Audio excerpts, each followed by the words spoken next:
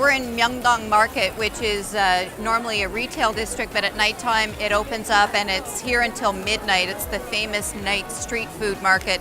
And it's really renowned for having kind of crazy, innovative stuff that you're not going to see anywhere else, like this baked cheese with, I don't know what that stuff is. This is the stuff that really interests me though. Milk preparation syrup. What could ever that be? I'm going to find out.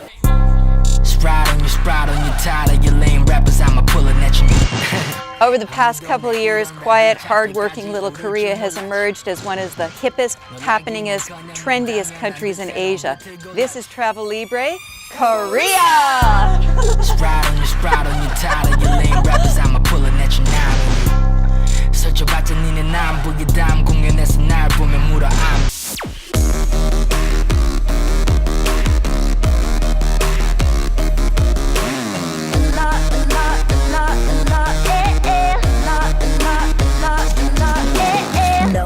Ground zero for Korean cuisine is the noisy, pungent, and yes, olfactory onslaught that is the traditional food market. Seoul has around 15 of them, each with its own character. We are in Namdaemun Market in the heart of Seoul. Like a lot of Asian markets, it's filled with crazy stuff, impossible stuff, things you didn't even know existed. Unlike the others, however, this one started in 1414. That means it's 602 years old, and it attracts more than 400,000 visitors a day. And big, bold flavors are what they come for. In Namdaemun, these vendors build up their following and eventually make it to the big time. Myeongdong Night Market.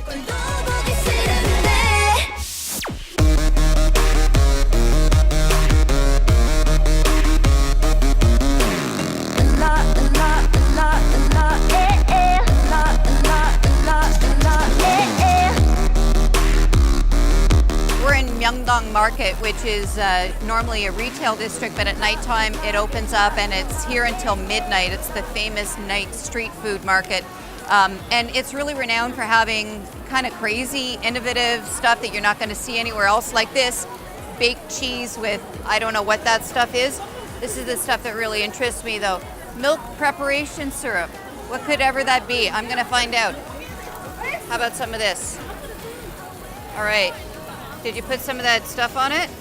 All right, I'm going to... it's, it's sweet, so, it's syrup on your cheese.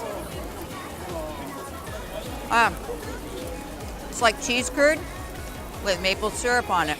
Sweet, hot, sour, salty, bitter. That sums up Korean cuisine in 5 words. The combinations are endless. Koreans love their food, and lots of it. And for the most part, it's locally sourced and seasonally available. Not a single New Zealand mussel or out-of-season East Coast lobster to be found. And I think that's a fine thing. But I wasn't just eating my way across the country. I was looking for answers to some burning questions about Korean flavors. And most burning of them all, the fermented, spicy, pickled condiment known as kimchi. Who better to talk to than my friend at the Korean Food and Culture Academy, Chef Ellie Hwan Lee. Aside from the cabbage and the radish, she said that kimchi actually means fermented vegetables. So what are the vegetables were common that were used in kimchi? As I mentioned, like this green onion and cucumber. Right. And then we have so many different types of mountain vegetables. You know. Then we also have the sesame leaves, to make kimchi. That's another very tasty kimchi. And then we call it like gat, gat kimchi is another very, very popular down south of Korea, in like Yeosu area, so it's beautiful. It's like the mountain vegetables again. Well, because the thing is that the terroir, the earth that vegetables grow in, the amount of sunlight, the angle of the sun, it changes the flavor of vegetables, whether you're in Italy or Korea or Canada. So it's very difficult to replicate those flavors. Because it has the own flavor of its own, so even though you have the same seasoning sauce to implement, with each single, the vegetables, it becomes different flavor of your kimchi. Ah, kimchi, how do I love thee? Let me count the ways. There are more than 200 kinds of kimchi, but for the purposes of TV, we'll settle with just one. Different areas have the representative food, that means we have the rice together with side dishes. And then the side dishes we normally use with the different vegetables and then seasonal vegetables. And then the side dishes, we call it banchan. And then we have more than thousands types of banchans here. Korean food starts and ends right here. A smorgasbord of barbecue, soups, stews, and the seemingly bottomless pit of pickled, fried, boiled, and preserved side dishes known as banchan. In fact, Korean meals in all of their variety have one common ingredient, an idea known as jong. Jong. It is very difficult to explain. I think I can give you an anecdote related to the jong or the affection or some sharing. Back then, 50 years ago, Korea was one of the poorest countries in the world. We do not have anything to eat. But if we have guests, even though we do not have anything to feed my family and myself, we just serve for the guest. I think that's the starting point of jong. And jong is kind of a basic sentiment to share and understand what other people are in and what other people are thinking about. We are basically, I think, a sharing culture. So I think you noticed a very good point, especially the sharing culture is very present while we are having the meal. In my home, we are sharing one big hot pot together with a big hot pot, and that we are using the private bowl.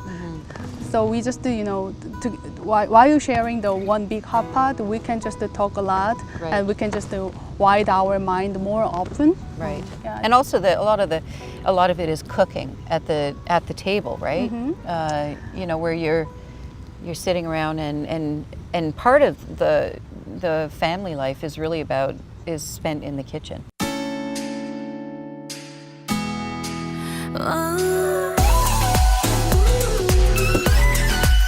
That being said, it would be easy, dare I say it delightful, to eat your way across Korea.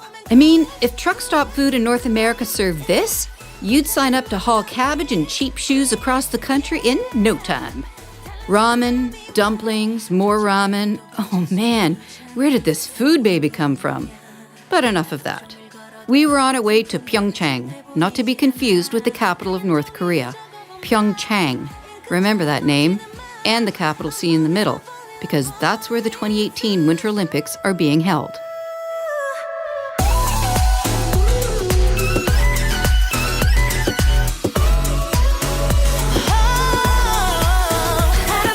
Next time on Travel Libré, we head to the 2018 Pyeongchang Winter Olympics site and throw some rocks with Korea's first Olympic curling team.